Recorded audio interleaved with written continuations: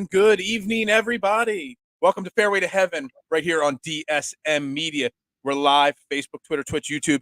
You know the drill. Smash that like button, smash that share button, and make sure you head over to the YouTube page where you can hit subscribe, turn the notifications on. But most importantly, that is the easiest and best way to get involved with the show. I can put your comments, your questions, your thoughts on what we're talking about here right on the screen, just like I'm showing here in the descriptions on the screen. Hey, every week that Mito is in the field, it's Mito for the win. So I am Phil Stifel. This is Fairway to Heaven. I'm joined by my co-host, as always, Jason Sullivan. How you doing today, Jason? Dude, I'm doing good. Anytime Mito's in the field, you get all excited about it. It's like, I don't know. He's definitely your new man. Yeah, I mean, it's between him and Cam Smith. It's either the name Mito or the mullet on Cam Smith, one or the other. If Cam Smith ever shaves his head or gets a real normal haircut, he's dead to me.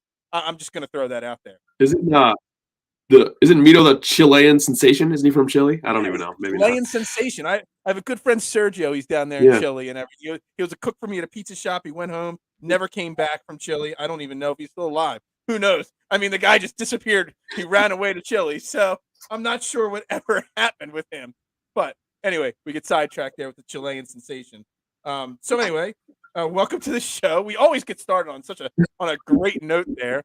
The show, Fairway to Heaven, as all shows on DSM Media, brought to you by Manscaped, the leader in men's grooming products, the GOAT in below-the-waist maintenance. Make sure you check them out, manscaped.com. Use promo code DSM, the name of the brand, DSM, at checkout. It gets you 20% off and free shipping. And again, as I've been saying all year long, we are partnering with Fantasy National Golf Club.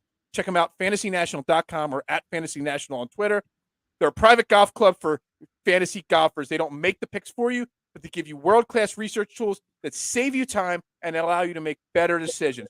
Their model research, and I spent a lot of time today really trying to figure out the ins and outs of their system and their models. Top-notch, all the information that you get from their site. Make sure you check them out, fantasynational.com. All right, so all the bills are paid and out of the way, Jason.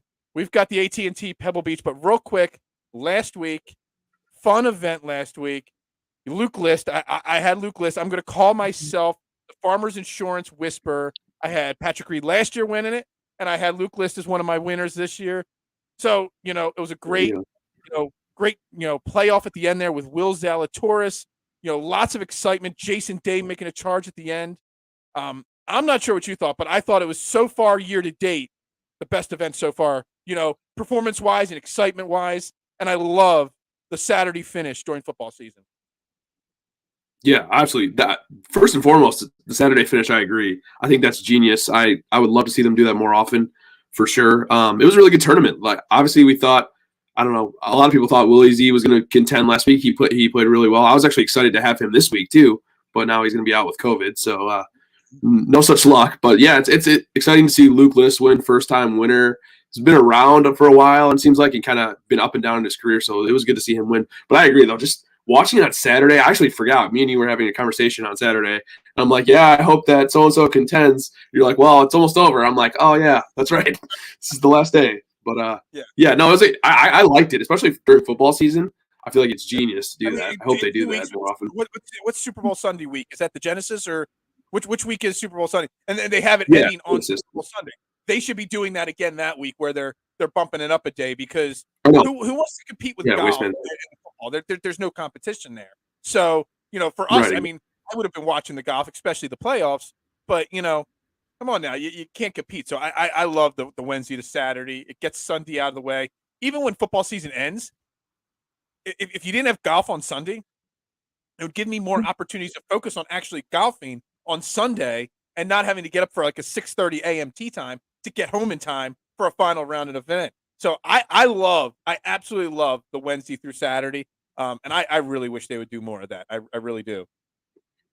The only thing that was tough for me was the research last week. It was just like, I don't know if it's the timetable or like not having a ton of time, but like I definitely felt that one day, research time, like I needed a little bit more time. I felt like I rushed my lineups a little bit and it showed in my results or lack thereof. Yeah, I mean, I had a great week last week. It was probably my best week in a while. But if they would do it more consistently, we knew ahead of time more frequently, and it was part of our we could start the research on Sunday instead of Monday. Shows would be Sunday and Monday and Tuesday versus Tuesday, Wednesday, So, I think if it was like a long-term thing, it could work itself out. But, yeah, I do get it. I mean, I felt crunched. I had all my lineups filled out before we even did our show last week, which I never do my lineups till, way after the show, till I let all the information marinate a little bit and let all the, content that I listen to really sink in. So, that part did feel a little rushed last week for sure. But it paid off for you because you had your best week that you've had in a long time. So, I had my best week in DraftKings in a long time. And last year I had a couple outright winners, but after about mid-March last year, I didn't have a single outright winner. So, getting Luke List was really good. And having a couple other guys contend that I had outright bets on, definitely made me feel good about my system. One thing we were talking about last week, and I want to talk about it, and I know you're going to make fun of me on it, because you made fun of me on Twitter for it and everything. We discussed Jon Rahm and whether to play Jon Rahm or to fade Jon Rahm. Because Jon Rahm's obviously one of, if not the best golfer in the world right now, ranked number 1 in the world. And it kind of that the conversation kind of relates to this week with Patrick Cantlay being the best player in the field again this week, and whether you fade him because he's going to have high ownership or you don't. And I went through. So I do I max enter the quarter jukebox, the 25-cent event, 20 entries. That's my main go-to most weeks, especially early in the season. And I went through the top 11 finishes in the event, okay? And 10 of the top 11 lineups had Jon Rahm at, I think he was at 33% in the event owned, but they also all had Luke List. So sometimes we overthink fading the best player just because other people are playing him versus as long as you could build other competent lineups around him, it's okay to take that, because what's the worst Jon Rahm or Patrick Cantlay are going to do? 10th place? So right. I want to know your opinions on, outside the fact that if you pick the winner, you obviously win. Like you said, outside of that, what do you think about? Do you think we were wrong to say last week, fade Jon Rahm if you think that, and do you think it's more important to play those top guys now after seeing how the results played out? Well, first off, I just kind of paraphrased your quote a little bit. I might have cut out some important details just to make it look funnier. Thanks a lot. Just to make it look funnier. No. When I'm up high, I actually had a good weekend, you kick me and knock my ass down. I kicked the chair right out from underneath you. No, it's a good point. For sure. I think it was it 2 weeks ago or it was either 2 weeks ago or 3 weeks ago when Swafford won. Same thing happened. All the winning lineups had the combination of Patrick Cantlay, Jon Rahm, and then Swafford. Same thing. Like, I almost think to the point, like you just said, a guy like Jon Rahm, his bad weeks are a T10, 105 DraftKings points. Like, I mean, the dude is just so solid. It's almost like getting to the point where, like, ownership doesn't even matter. And it's at a certain point, it can't. It's just like, this guy's a top 10 machine. Cantlay is kind of the same way, where it's like, when he golfs, he's not going to finish below T15. So it's like, do you just automatically put them in your lineups? You almost have to at this point, I think. There's a point where I think everybody kind of juggles that line where it's like you try to get too cute and you fade just to fade. And I think that's the dumbest thing that people do is they see, Tony Finau or Jon Rahm or whoever is going to be 30%. I'll just pivot. It's like, well, yeah, if you have a good option to pivot too, or if you feel strongly about something, but not just fading just to fade. Can I make a joke? I mean, it's kind of a joke, and because I respect, I listen to just the same guys that you do. I listen to the Rick Run Good, all the great podcasters out there. The Robs, the Daves, I read the PGA Tout, articles and stuff like that. All the fan share content, but everybody just loves to use the word pivot because it's a cool word to use. Like even people are even starting to use the word pivot in fantasy football now, and I kind of feel like it's just the cool hip term to use, and people pivot just to say that they're pivoting. And now I'm like, I kind of got tricked into pivoting when I knew not to, just because it's what everybody talks about all the time. I was listening to Rick's show today, his DraftKings. He was doing just what we do, breaking down by categories. And I'm trying to find on my notes here. He's got one guy that's going to be chalky this week, but he's like, pivot to this guy. And we'll get into, when we get into that, price category, we'll talk about that. But it's kind of like, well, why would I pivot? I mean, the guy's going to play well this week. He's got great everything, so just stick with it, Don't overthink fantasy golf. And that's what I really try to drill down in my head now is you just don't need to overthink these kind of things. Yeah. I mean, there gets to a point where I know like Pat Mayo's big on this. They build their play good plays lineup.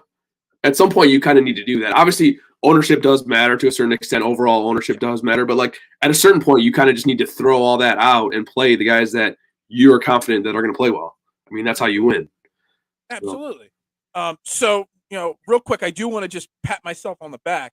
I did it last year and I was very successful with it, and I'm having this close. I sweated out almost my first ever win on DraftKings. It was I love showdowns. I always have fun and success. So far this year in 3 events, 9 showdown events. I've cashed in 7 of them so far, and almost all of them have been triple ups, at least of my money and my entry. So I did a single entry, dollar entry on Saturday for the final round, and going into the playoff, I was tied for first place. And because if Zalatoris wins, I win first in it. Luke List won, which is fine because I won I had Luke List outright as a winner. But I don't know. To me, I'm more of betting's a side thing to me. I make 3 or 4 outright bets and that's it. I've wanted a first place in a DraftKings contest so bad, and I was this close. Third place is still great. I've never had 1,700 people. I've never had a third place finish either. My best finish ever was in a football event. I finished in like 8th place, and that was my best. And that was in a mass entry thing. That's my best ever. But I wanted that win so bad. But at some point this week or next week, I really want to get into showdowns and talking about my theories on showdowns, because if you're confident in your player pool, if you're confident in your system, showdowns are so easy to cash in week in and week out. I love the showdown factor. All right, so this week we got the AT&T Pro-Am, Monterey, California. Hopefully, I think I read it's the last time we're going to have the multi-course rotation. Did I read that correctly? I think so, yep. Because they're playing 3 Which I hate, for the record. It's freaking travesty here. They're playing at Pebble Beach, obviously, 1 round, and the final round. Monterey Peninsula, Spyglass Hill, all 3 courses. All 3 short courses, but all 3 different courses, which makes figuring out models and figuring out picks so difficult, obviously. So what do you know about these courses? Well, like you said, there's 3 courses. I hate the rotation of 3 courses. It's hard to, as somebody that writes a course preview, first off, that's difficult. But just in general, it's hard to lock down stats. I mean, I think the big thing with this week is that they're all relatively easy courses. I mean, even the tough courses aren't going to play tough unless the wind picks up. It doesn't look like the wind's going to pick up all that much. I think I saw like 7-8 miles per hour each of the days this week, so nothing too crazy.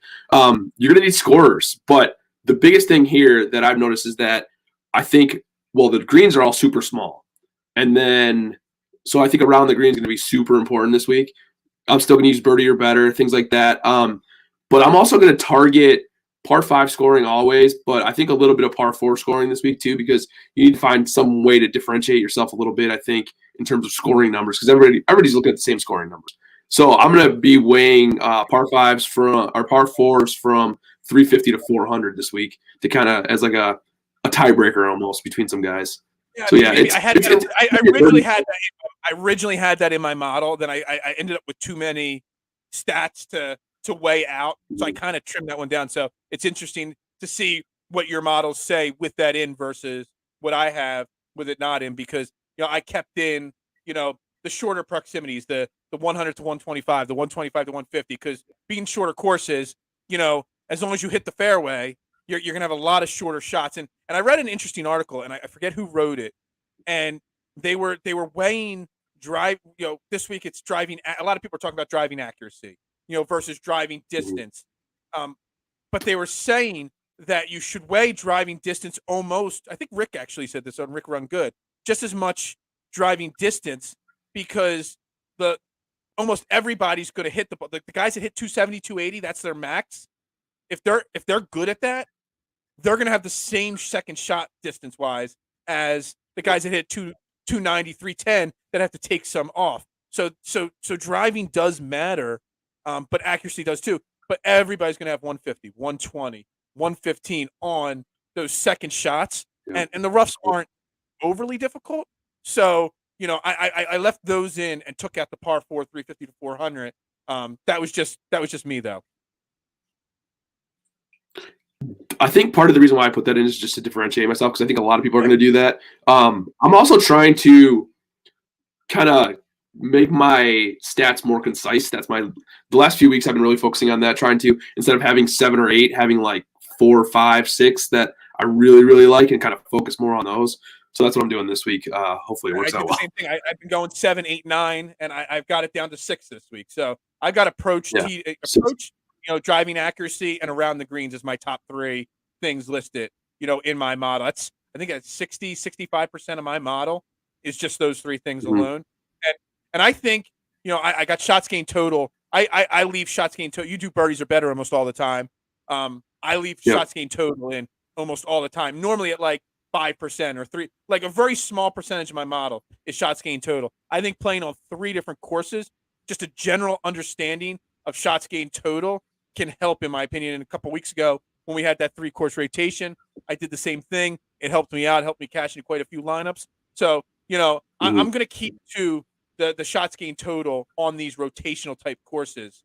But this week I'm really trying to focus on, tournament history as well, which again, on Fantasy National, they got great tournament history, information, shots gained tournament history, and where everybody finishes. So I've got a lot of that information on my screen too, as I'm building out my player pool this week.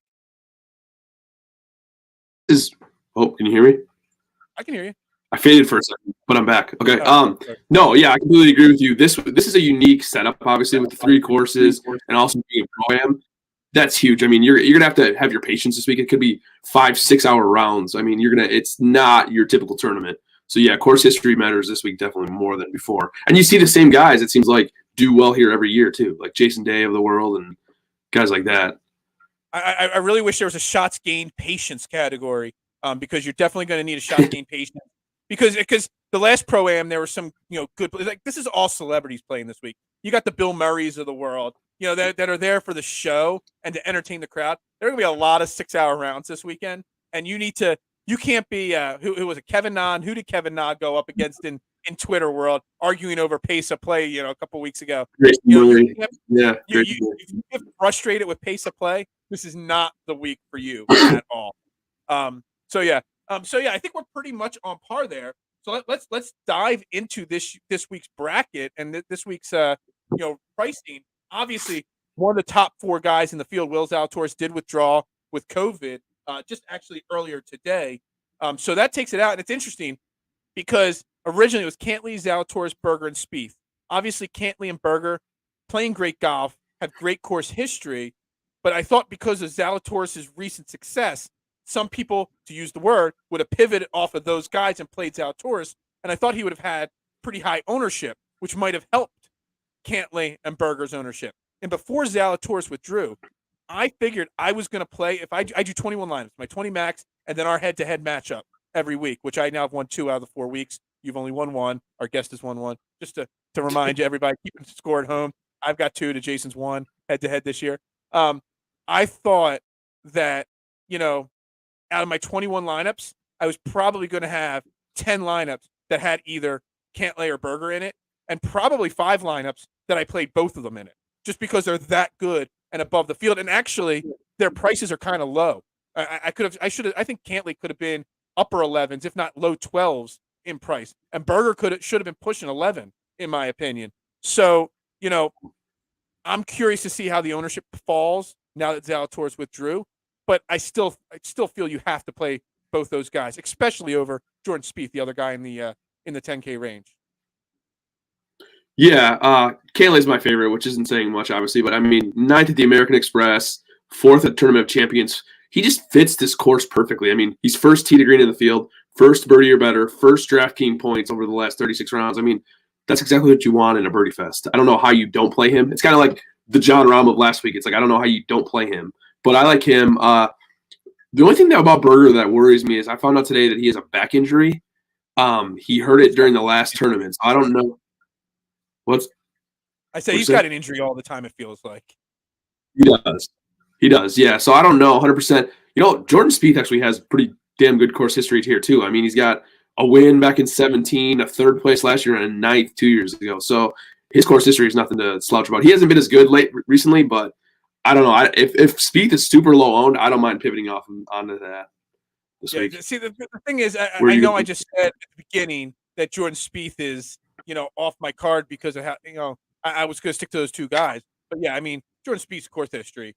I mean, he's 5 years. He hasn't missed a cut. Like, you said all his stats. And in the last 5 years, he's shots gained total 45.67 above the field. I mean, Yeah. that's pretty damn good. So it's the tough call. Do you weigh course history versus recency bias? And that's kind of where you lie. I just can't get away from Cantlay. I just can't. Cantlay, I guarantee when I post tomorrow my most used guys, I guarantee Cantlay will be my most used guy. And I know he's going to be upper 30. He's probably going to be about 34, 35% owned, in my opinion, especially with Zalatoris being withdrawed now. Maybe he would have been 25% with Zalatoris in it, but I bet you he's 35%. And I'm going to be okay with that because I have some confidence in some of the low 7K guys and even 1 or 2 6K guys where I could balance out my lineup. So I'm going to roll with a lot of Cantlay this week. And I'm going to monitor Berger. I'm going to do some more research on Berger. But Berger's course history, Berger's recency bias, Berger's everything still says that he's a great play this week too. So I'm going to find it hard to get off of those guys for Spieth. I really am. Yeah, no, I can't even disagree with you. I mean, as long as Berger's healthy, he's obviously his track record here is awesome. So yeah, I can't fault you for that at all. All right, so let's look at the 9K range because there's some really good names in the 9K range, obviously, and I actually think the 9K range has got a lot of names that could be pretty chalky and pretty highly owned. You got Jason Day, who's got great course history. Had a great weekend last week. You got Maverick McNeely. You got Justin Rose, Tringali, Power, Fitzpatrick. Which I don't even think have we seen Fitzpatrick yet this year? Nope. We have not seen Fitzpatrick this calendar year yet. Yeah, Kevin Streelman and Kevin Kisner. A lot of interesting names there, and I found it really hard to kind of narrow down who I like the most. But I'll let you go first on that range. Well, like you said, there's going to be a lot of names, I think, in this range that are chalky. My favorite in this range is honestly Seamus Power, 9,400. T15 or better in his last 4 events. He looked a little gassed a couple weeks ago, but took last week off. I think he'll be better ready to go this week. 2 of 4 cuts made here, but he's a different player now than he was even 2 years ago. So I don't mind that at all. Obviously, he's second birdie or better, third in DraftKings points over the last 36 rounds. So I love him. Some of the other chalky guys, I know they're all probably going to be chalky, but McNeely, 5 top 30s or better at the moment right now, a second and a fifth here. Dude obviously loves this course. California kid, so he's going to be really popular. Streelman has amazing course history. Tringali is going to pop in everybody's model. So it's just, I don't really know 100% where I'm going to go besides Power for sure. What are you leaning towards? Well, I mean, you named every single guy. So I've got listed here the guys that I built my temporary pool as I always do, and I wrote down Tringali, Power. I put Fitzpatrick down. He doesn't have great course history, but he kind of loves these shorter courses. I got Jason Day and I got Streelman. And I kind of feel like, I could play McNeely as well. Kisner could even get played here. Even Justin Rose is the type of course he should do well. He's not popping in a lot, and a lot of people aren't talking about him. But he is a guy that should be able to play well here. I think Power and Streelman would be my 2 favorite in this range. But again, this is kind of like one of those ranges where I'm going to have probably 5 9K guys in my pool, and I'm probably not going to use any one of them more than a few times because I want to get exposure to all of them, but they're going to be, again, I'm not trying to say get off of them because of ownership, because I just said sometimes you got to play, but you can't have 9 guys with 30% ownership in your player pool. You kind of got to balance it out a little bit somewhere. I think if a guy was going to win in this range, it would be Power or Streelman that I would like, that has the best, ability to, go pretty far there. So that's just me. I've already got a Power and a Streelman bet already. I've heard a lot of people say that, Streelman, he doesn't pop. I don't love, Kevin Streelman this week. Dude, look at his course history. First of all, second of all, he's partnered with Larry Fitz, who they're like the best, probably pro amateur partnership in this whole thing. They're trying to win. So I love Streelman at this course too. And if he's gonna be low owned at all, I'm jumping all over it. Let's get back to a model for a second. When you build your model, what range are you looking for a player to fall in? Because Kevin Streelman in my model out of this field, he ranks 41st in my model. He's not great in anything, but he's average in his last 36 rounds in pretty much every important category. The only category he's not average in this field is shots gained total. But then you throw in his course history. So average recency with great course history. I don't know how people are so off of him, this week model-wise, because I think he fits perfectly in my mind.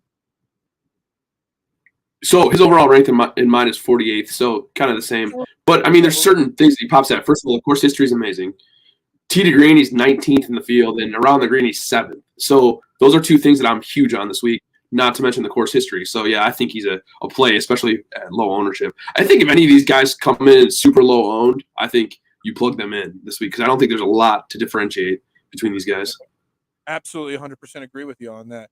So, yeah, I mean, the 9K range, it's only difficult because there's so many good players that really fit, in my opinion, the mold of what, can do well. And that's the problem. It's, even from 9K all the way up to the top, there's so many players that could go on a run and win this event in that range, especially considering, I mean, it's a weak field. Where's my numbers here? I mean, there's only, 6, 10 of the top 50 guys in the world playing. So it's a really weak field. So don't be surprised, if one of these guys that are highly owned just dominates and runs away with the court. A guy in the 6K range could win it, obviously. But let's be honest. I mean, the guys that have won this event in the last, few years, Daniel Berger won it, Nick Taylor the year before that, and the years before that, so there have been some good winners and some great players, in this. So I'm not worried, about, ownership percentage to an extent. I'm just worried about how much exposure to each of those guys you take. Yeah, no, I completely agree. And you got to play your flag somewhere. You can't play all of them per se, but you got to find the few that you like and kind of go with that. Yeah, and that's what that's what it is. All right, so the 8K range. I mean, it's a lot of names that you're not used to in this price range. Like Tom Hoagie at 8,500. What was he a few weeks ago when he had his good run? I think he was 6,900 or something like that. Yeah, 71 something like that. Yeah, and he missed the cut at the Farmers, but now this week because of the field, he's 8,500. So anyway, you got Ryan Palmer at the top. You got Lanto. You got our favorite guy, Bazudenhout. You got Harmon, Hoagie, Hughes, my man Mito, the Chilean sensation. You got Denny McCarthy, Hoffman, Matt Jones, Thompson's in the 7K. So forget about Thompson. I'm actually only playing 3 guys in this range. So I'm going to let you go again here because, No, you go. There's only you go first. I love Mito. I already said it before the show started. I put it up on the screen. Mito for the win. What odds did I get on Mito? I got Mito at 41-1 to win the event. It was the first bet I made for the event. I love Mito just because I love the name Mito. But Mito's a good golfer too. I mean, I joke about Mito, but Mito's a really good golfer. He really is. And let me bring up his things. He ranked 5th in my model. My model was based off the last 36 rounds. He's 3rd in approach, 9th shots gained total, 4th tee to green, 10th in driving accuracy, 29th is his worst, in his proximity 100 to 125. So, I mean, he checks a lot of the right boxes right there. The only thing he doesn't check is course history or tournament history because he's never played this event before. So that's the only thing that he does not check off. So Mito, I love. Again, another guy that doesn't have course or tournament history, but again checks a lot of boxes is Bazudenhout. And then again, even though he's extremely, extremely highly priced, I'm going to probably play some Tom Hoagie this week as well because Hoagie, I mean, you won't see him do great in deep fields. You look at it, he missed the cut to Farmers, but 2nd at the Amex, missed the cut to Sony, 4th at the RSM. So, he's the kind of guy that's going to play really well on these lighter fields. And, so they're the only 3 guys I'm playing this week in the 8K range probably. Mito, Bazudenhout, and Hoagie. So I like all 3 of those guys. I'll just say that. The other 2 that I really like in this range, I like Mackenzie Hughes. He's 3rd in birdie or better in this field and 7th in DraftKings points. I just feel like he's kind of underappreciated, and he's a really good golfer. And I mean, I feel like he can really eat up a course like this. And Denny McCarthy's the other one. He hasn't played a ton recently, but 3 top 11s in his last 4 tournaments. I feel like if he gets it going with the putter this week, I feel like he could contend. I don't know if he can win, but he can contend. So I like all your calls. I like Mito probably the best out of your calls, but I like those two guys as well. I got used. I mean, he came in at 25th in my model, and McCarthy came in at 28th, so they're right there. And again, I don't know if you actually answered that. When you build your model, do you have certain range, like in the 10K range, they better finish in the top 5 in my model to play them? You know, the 8K range, do they have to fall in a certain spot for you to find that as a good enough value? No, you don't have like a range. You don't pick anybody outside the top 50 in your model. You don't pick anybody outside the top 20 in your model. Do you have a philosophy there? No, I don't. To be honest with you, I'm more concerned with the individual categories over versus the overall number. Like, yeah, I'm gonna sort by tee to green. I'm gonna sort by around the green. I'm not really that worried about overall unless somebody pops like a $6,700 guy pops in my top 4 or something. Then I'm gonna take a closer look. But yeah, I don't really. It doesn't matter to me. I mean, I tend to make sure my core guys, pop in, the top 10, like the core guys that I'm using 8, 9, 10 clicks, per week, they better finish in the top 10 or 15 in my model, because that means they're solid across the board and all. But yeah, I agree with you. I like to separate it out each category, and try to see. I try to make sure nobody, in my model. So I just go through my model real quick. Someone like, well, this is a bad example actually. Normally this would kill me, you know what I mean? But someone like Patrick Cantlay, he's third in my model. He's first in in a bunch of categories, 13th, 15th, and he's 106 in proximity 100 to 125. But I got that such a low percentage. If he was 106 in good drives and that one category stuck out like that, it was something I weighed really heavily, I might bump them down a little bit. So the ranking overall doesn't necessarily mean as much as where they rank in each category individually. Okay, that's fair. Yeah, I'm trying to move both screens down to the 7K range here. Now I got a lot of 7K names written down as potential plays, and a couple that have already made my player pool. But I need 1, 2, or 3 more names for my player pool, and I think they got to come in the 6 and 7K range. So I'm hoping you pull some names out of your hat for me here, that I can add to my pool here in the 6 and the 7K range at least first. So I love the 7K range. I actually love the bottom of it better than the top, to be honest with you. But towards the top, I'm going to say Michael. Yeah, Michael Thompson. You kind of mentioned him earlier a little bit, but 2 of 4 made cuts here. Playing good golf right now, though. T11 at the Farmers, T5 at Sony. Excelling birdie or better. 26 and around the green. 26 in par 4 scoring. 27 the DraftKings points. So I like him a lot this week. It's hard not to like Russell Knox. That's another one. 3 top 15s here, including a top 7 last year. So I'm definitely going to be going into him. And I can't believe I'm saying this pick of the week, Ches Reavie, 4 straight made cuts here, worst being a 38th. I actually, not only am going to play him in DraftKings, I actually already outright bet him this week as well. Oh, wow. Let me see. I don't even know who I think I got one guy in the 7K range. Yeah, Pat Perez is in the 7K range. Yeah, I got Pat Perez as an outright bet. But I love that you said Ches Reavie, because he's the first name that was a guaranteed lock in my player pool in the 7K range. It was the first guy I wrote. I wrote down, what's there, like 25 guys in the 7K range? I've got literally 15 maybes written down here. But the first name I transferred from my maybes to my definite was Ches Reavie. He just fits everything. Nice. The second name I wrote down was Pat Perez, actually. Because Pat Perez is a guy that I love. Pat Perez in general. I think he plays better golf than he gets credit for. I know he misses some cuts. I mean, 6 though last week at the Farmers.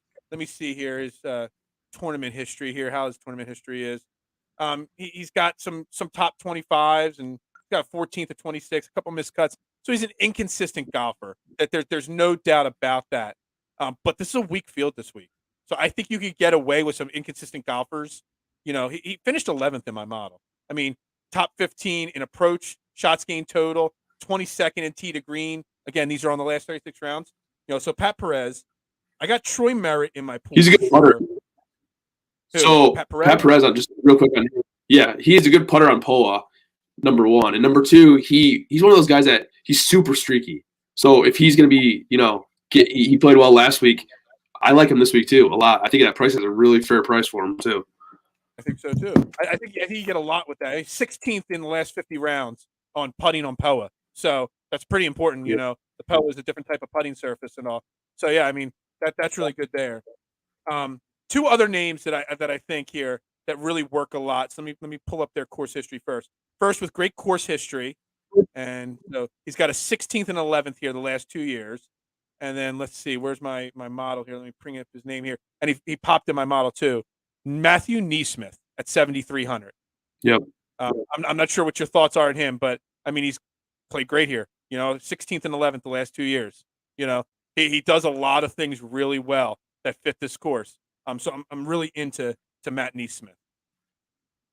He had a 34th last week too. So yeah, I like that call a lot. I thought he was going to be maybe a little chalky, but I'm seeing 8% own right now, so I'm not too worried about that. Okay, all right. The other guy, he's got no course history here, unfortunately. And I hate when a course is so course history driven or tournament history driven, and they have no tournament history. It kind of kills that whole thing. But Grayson Sigg, I mean, he was a guy that I was kind of like leaning yes or no, and then I heard a couple other podcasts talking about him as well. That he just does a lot of these things really well too. I think he drives the ball accurately. He's good with his short irons. Overall shots gained total 35th. So again, if you're going to play Cantley and Berger, you're going to need to find some guys low 7K, upper 6K, and I think Grayson Sigg is a guy that you could get. Plus, he's got a fantastic name too, Grayson Sigg. So I want to give you a name here with that I heard Rick from Rick Run Good bring up here. I'm typing into my model Rick as I'm trying to find this guy's information, but I'm typing in Rick's name instead of this golfer's name. Hold on here. Where is he on the history? I don't think he has a cut made here ever. Where is he? Yeah. Min Woo Lee. He only played here last year. He missed the cut. Okay. It was on the number, but he missed the cut.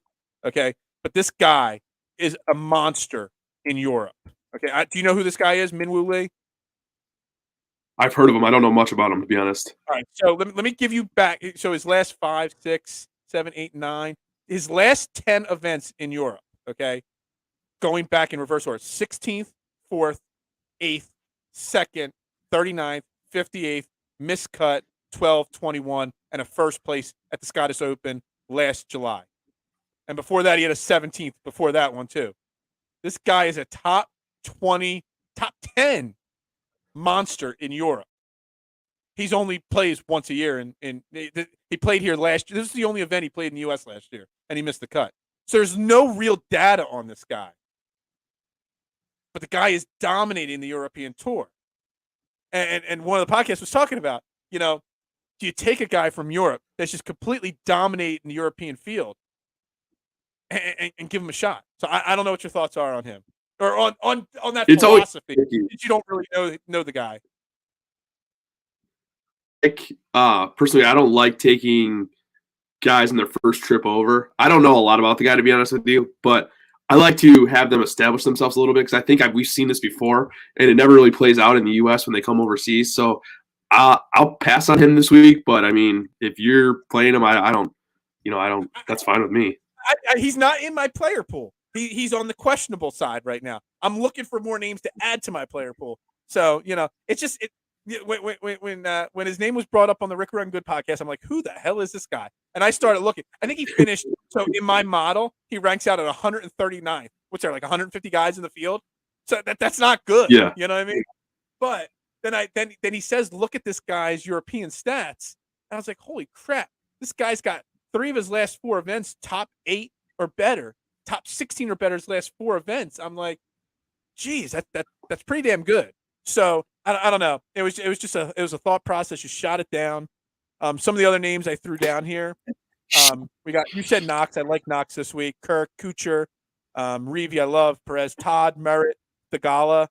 You could go Stanley. You could go either of the Taylors. You can go Buckley. These are all names I wrote down with question marks next to them. Kuchar. Kuchar's great putting, on POA. So there's that there. So I don't know. Any other maybe names in that range that you like? You pretty much named him. I like Troy Merritt a lot this week. His last 3 times here were a T8, T25, and a T16. So I like him a lot. Nick Taylor, obviously, he's been really good here. He has a win. I like him a lot this week. But that's pretty much it. You pretty much named everybody that I'm interested in. I named pretty much the entire 7K range. And that's kind of like you said. It's a really, really awesome range this week. Yeah, they're all good. I don't think any one guy in the 7K range is going to be that much chalkier than anybody else. Maybe Matt Neesmith, maybe some of the guys, Ches Reavie might be slightly chalky, but even that, I don't think anybody in this range is going to be 18, 20% or anything like that. No, I agree with you. It's going to be spread out. All right, Who do you like in the 6K? Well, obviously, I've played him every single week this year so far. Svensson. I don't know. He's my new Austin Eckroat, but Austin Eckroat's in the field, so he's in my player pool as well. Yeah, he actually has some really interesting stats. Hold on, let me switch him real quick here. He first off in my model, he finished out in 30th place overall. Great at approach, great shots gained totals, good accurate driver, good with the short iron. I think he did out pretty well in the course history or the putting as well. He's got no course history, so he must be a strong putter here. I know I saw him somewhere else on my model, somewhere else here. Let me see here. No, he's awful putting. So it must have been some other stat I saw somewhere. But Austin Eckroat and Svensson, they're always guys in the 6K range that you kind of got to play. I'm actually surprised Svensson hasn't gotten up in price a little bit into the low to mid 7K actually at this point. Yeah, no, I agree with that. I like those plays too. I like Kadira at 6,900, fourth in birdie or better, 15th in wedge. I mean, he's a good wedge player, 9th in DK points. Love him. I like Mark Hubbard a lot. I always like Mark Hubbard, but especially this week, 11th tee to green, 20th in approach, 6th around the greens, and he can score. I mean, at 6,700, I think that could be really valuable. The last one's Ryan Armour. I like him at 6,900, also 12th tee to green and 24th in approach. He's just a solid player. He's not going to wow you with anything, but I feel like in a field like this, he can maybe top 20. So I like those three probably the best. Yeah, I mean, Kadire and Stewart were already in my player pool. Absolutely. Hubbard and Armour were the closest to being moved over to it, and then you kind of reiterated it there. So I love those plays as well. I had one other name here. Let me try to find him on my list here real quick, and then we could get to building lineups here. Let's see here where he finishes. So recency, he's missed a bunch of cuts. So why is he on my list here? I don't even know why I got some of these guys on my list sometimes. That's the problem. I need to stop doing my research at like, at 10 a.m. in the morning, because then come 9 o'clock at night, 10 o'clock at night, I forget everything and why I wrote their names down. So I'm not even going to bring him up because he actually is awful in my model and he's awful in everything. But yet I got Brian Gay's name written down here with a question mark. I'm not sure why, but it doesn't seem like he fits anything. So I'm just going to cross him off right now. There you go. Yeah, absolutely. Let me see one other name I got written down here. Let's see what his recency is here. Old man. This is a good course for an old man, right? Shorter, How about Tom Lehman? 10th. Tom Lehman in the field? Yeah, he's in the field. He's 6K. His last event in the senior tour, he finished 10th place. I don't know. I'm just reaching. I'm not playing Tom Lehman. Nobody play Tom Lehman, okay? Don't do it. Yeah, no, I'm just bad advice. I wrote down here and why they whatever. But yeah, do not play Tom Lehman. That would be really dumb. Absolutely. Yeah. Absolutely not. Anyway, that's it. Yeah, that's all. So basically, I'm just doing Kadire, Eckroat, and Stewart and Svensson in that range, basically. So, all right, let me bring this up here. Yeah. You want to build as a winner? Do you want to build first or do you want to build second? I want to go first because then, if we double up on players, it's your fault. So yeah, do it. I'm gonna go first here, and I'm gonna hope you don't double up on me. But yeah, I'm gonna go first here, and I'm going to go with Kevin Streelman and Ches Reavie to start my lineup, and Patrick Cantlay. They're names I just love this week, and I'm gonna hope you don't double up on me here. So Streelman, Reavie, and Cantlay. We're gonna go Eckroat because why not? That's your boy, Austin Eckler. My boy. And I'm going to play Svensson too because he's my boy too. People are really off on Svensson. They're going to be off on Svensson because he finished he made the cut, but he finished in 79th place last week. But it's because if you look at his third and fourth round, he made the cut and he was doing fine, entering the weekend, and he just tanked over the weekend, completely tanked. So I'm hoping that he just shakes that rust off and he's fine. So that leaves me 86. That leaves a lot of names. Oh, that's perfect. Mito.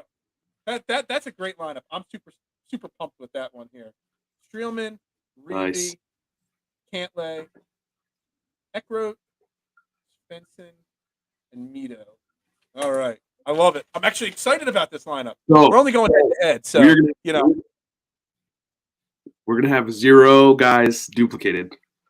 I just made mine as we were talking. I kind of egged you on not to duplicate me, so I hope that's the case. No. No, I was doing it as you were talking. I was making mine too, so we're good. Okay. I'm starting with Spieth. Okay, going with Spieth. You're gonna be different. All right, I like it. Be a little different. I'm going Troy Merritt. I guess 7,200. Yeah, it's just easier to type it in than to page through. Troy Merritt. Okay.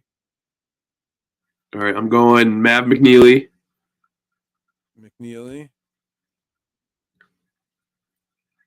I'm gonna go Joel Dahman. The name we didn't talk about. Yeah, but he definitely was on my maybe list. So now that you're picking him here and you didn't talk about him, maybe you're just trying to save him for this here. He was definitely on my sandbagging. Yeah, you're sandbagging me there a little bit. I see how you are. You're just trying to beat me because you can't have me having more wins in head than you. That's exactly right. I'm gonna go Kadira also. Yep. KOD. And then I'm going to finish with Denny McCarthy, who I really like and might even bet outright this week. 8,200. I like that, actually. I mean, it's a really good lineup.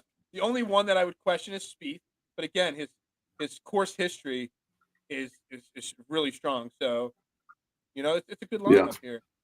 I try now to put all your guys from the group lineup, in the competition into my pool anyway. So you just got all 6 of those guys. I might have to use Spieth in one lineup just to go up against you here.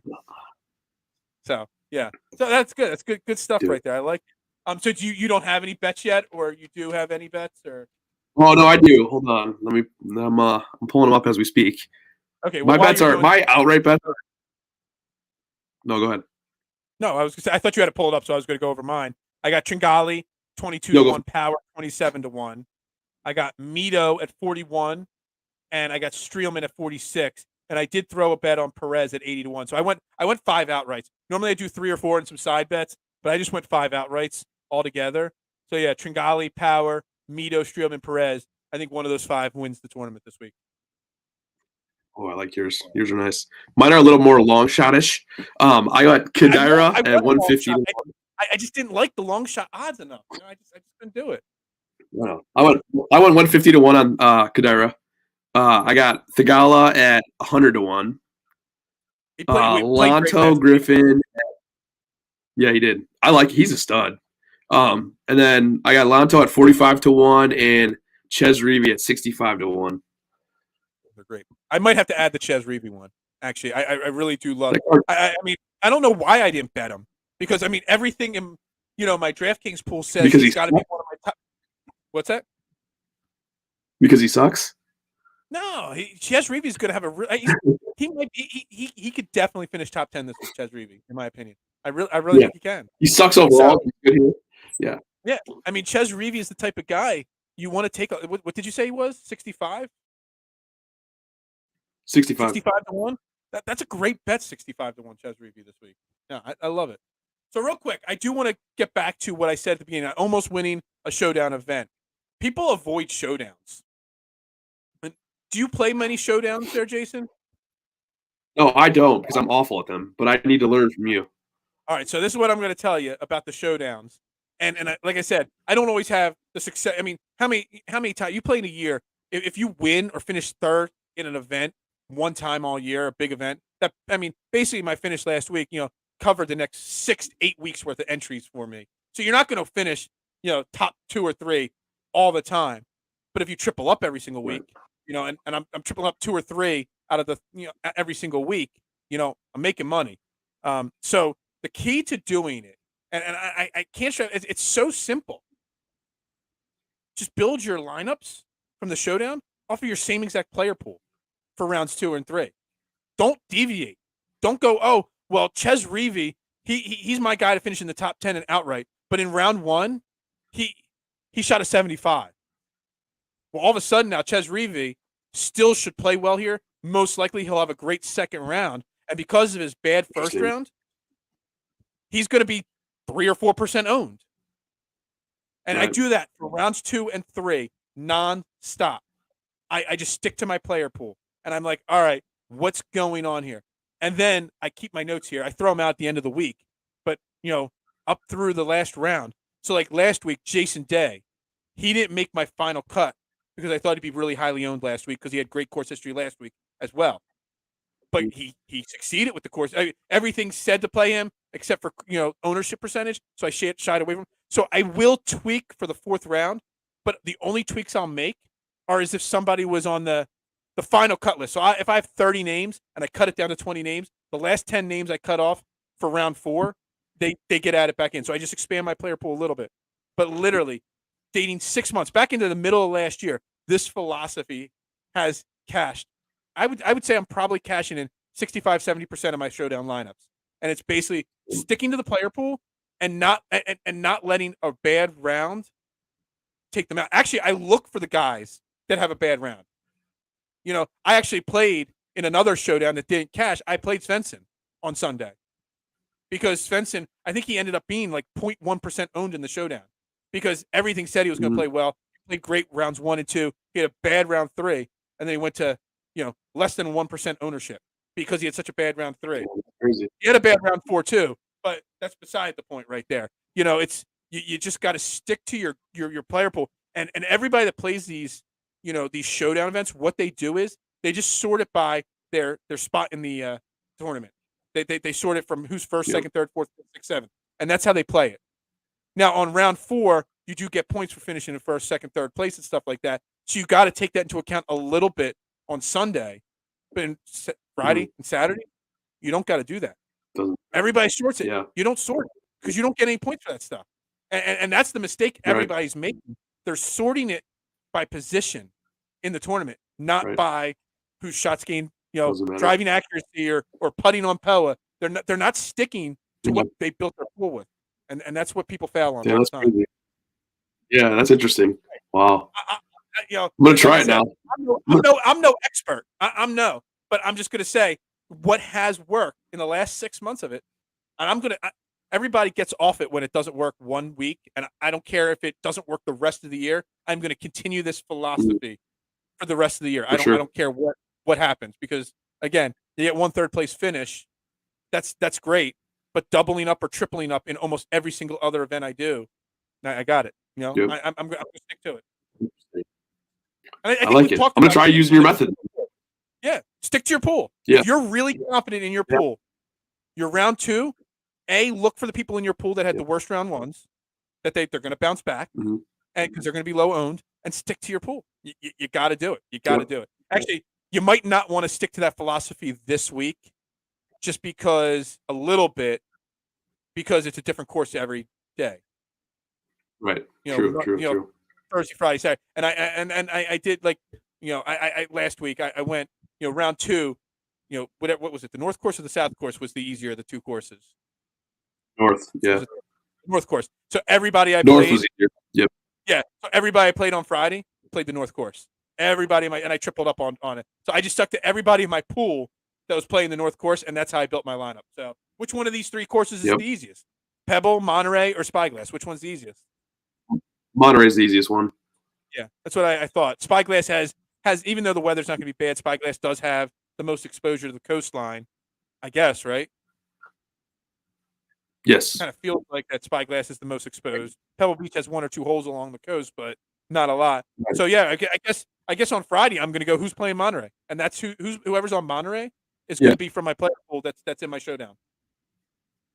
Yep, exactly. I'm trying it. We'll see what happens this week. Yeah. When you do a Sunday showdown, look at who is in your player pool, how they did at Pebble Beach on their first round that they played there, and look at your player pool. Line the 2 things up. There's your showdown lineup. It's done. Boom. First place for Cash paycheck. Cash it. Quit your job right now because you're winning it. Pretty much. That's the plan. Yeah, moving to Florida tomorrow, right? Exactly. Anyway, all right. So anyway, do you got anything else? Anything about this event? Anything else going on? I do have one question. I know you got to get off the phone. Get off soon. But I do have one question. But I want to, anything else you have to say before I ask you the question? No. I want to hear your question. It has nothing to do with golf. I only get to talk to you twice a week on the air. You got a full-time job, you got a kid and everything else. I got to get your Matthew Stafford thoughts on him finally reaching a Super Bowl live on the air, so that when I do my morning show, Trending in the AM, I've got an official Detroit Lions expert talking about Matthew Stafford. I'm so happy for him, first off. I mean, I love Matthew Stafford. He's my favorite football player. He's getting my. Do you need a tissue? It hurts a little bit. I'm not going to lie. It hurts. It's like, well, if I liked my ex-wife, I was going to say, never mind. I was going to say something like that, but it's not that. No, I compared it the other day to, I think I even might have tweeted this. Like, it's like if your business partner and you have a business idea, you decide not to go with it, he ends up becoming Warren Buffett out of this idea, and you're like, damn, like, good guy and all, but like, shit. Kind of hurts a little bit. So that's how I feel.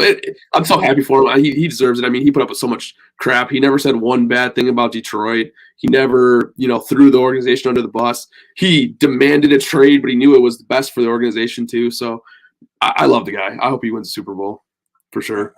I love that. As you're saying, making the Warren Buffett analogy, I'm thinking about like Napster and how it was like created in someone's dorm room, and one kid got all the credit for it, and the other kid's probably still in the dorm room 30 years later because he never graduated college and everything, and he didn't stay latched on. Same thing with Facebook. Yeah. Same thing with Facebook. Exactly. I love the analogy. So it's great. I love it. All right, anybody. This is. I was gonna make some sort of. What? I was gonna make some sort of ex-wife joke, but I'm like, I don't like her, so it wouldn't be the same thing.